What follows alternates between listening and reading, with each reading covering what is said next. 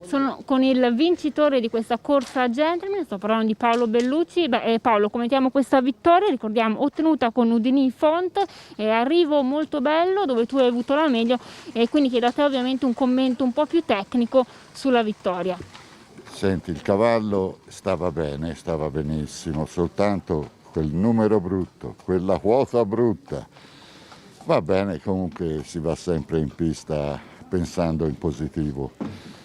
E niente, sono riuscito a non rimanere coperto come prima mossa, sono andato di non rimanere chiuso come prima mossa e sono andato scoperto. Poi il cavallo si è impegnato al massimo e quando ho spostato ho visto che si stava avanzando. Poi c'è stata la fortuna che quello in testa ha sbagliato.